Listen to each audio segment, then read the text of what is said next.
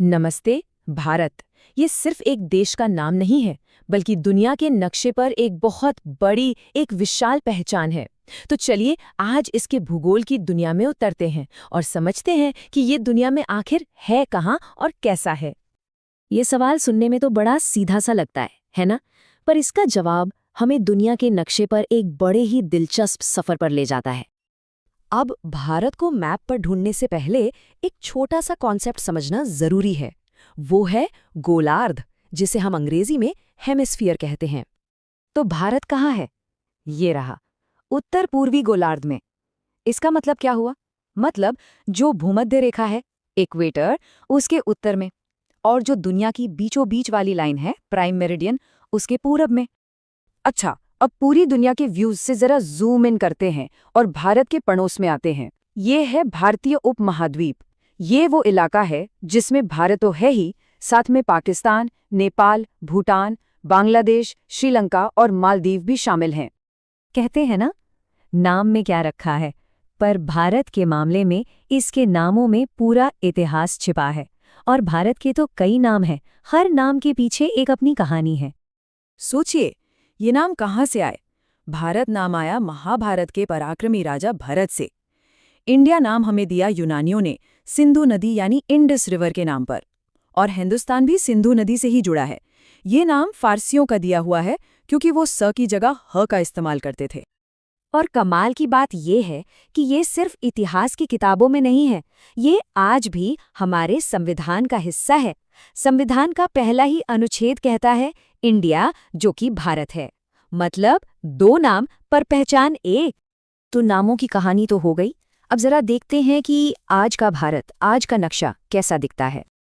तो आज के भारत में है 28 राज्य और साथ में 8 केंद्र शासित प्रदेश। और हाँ, ये नक्शा कोई पत्थर की लकीर नहीं है, ये बदलता रहता है। जैसे हाल ही में देखिए, 2019 में जम्मू और कश्मीर राज्य को 2 केंद्र शासित प्रदेशों में बांट दिया गया, जम्मू और कश्मीर और लद्दाख। और फिर 2020 में दमन और दीव को दादरा और नगर हवेली के साथ मिला दिया गया। चलिए अब जरा नंबर्स की दुनिया में चलते हैं, क्योंकि ये नंबर्स ही भारत के विशाल आकार की असली कहानी बताते हैं। भारत का कुल क्षेत्रफल है लगभग 33 लाख वर्ग किलोमीटर। अब ये नंबर सुनने में बहुत बड़ा लगता है, लेकिन इसकी असली अहमियत तब समझ में आती है जब हम इसकी तुलना पूरी दुनिया से करते हैं। वो 33 लाख वर्ग किलोमीटर सुनने में बहुत ज़्यादा लगता है ना, लेकिन जब पूरी दुनिया के लिहाज से देखें तो ये दुनिया की कुल ज़मीन का सिर्फ 2.4% है। लेकिन असली कहानी और जो सबसे हैरान करने वाली बात है वो ये है, इस 2.4% जमीन पर दुनिया की 17.5% आबादी रहती है। सोचिए जरा, ये एक आंकड़ा ही भारत की पूरी कहानी कहने के लिए काफी है। तो एरिया के हिसाब से भारत दुनिया में 7वें नंबर पे आता है। हमसे बड़े हैं रूस, कनाडा, अमेरिका, चीन, ब्राजील और ऑस्ट्रेलिया। वैसे इन ग्लोबल रैंकिंग्स में ना कभी-कभी थोड़ा कंफ्यूजन हो जाता है। जैसे आबादी की बात करें तो आधिकारिक तौर पर भारत चीन के बाद दूसरा है। हालांकि 2023 की यूएन रिपोर्ट का अनुमान है कि भारत अब आगे निकल चुका है। और क्षेत्रफल में यूएन के डेटा के हिसाब से अमेरिका तीसरे और चीन चौथे स्थान पर है, पर कुछ स्रोत इसे अलग तरह से भी दिखाते हैं। तो चलिए अब भारत के नक्शे पर एक वर्चुअल टूर करते हैं, इसके एक कोने से दूसरे कोने तक। देखते हैं कि देश उत्तर से दक्षिण और पूर्व से पश्चिम तक कितना फैला हुआ है। जरा इन दूरियों को इमेजिन करके देखिए।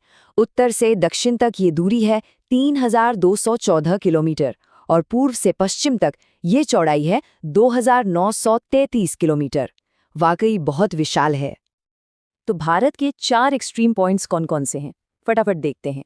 सबसे ऊपर नॉर्थ में है इंदिरा-कोल, लद्दाख में। सबसे नीचे साउथ में है इंदिरा पॉइंट, अंडमान और निकोबार द्वीप समूह में। सबसे पूरब यानी ईस्ट में है किबिथु, अरुणाचल प्रदेश में।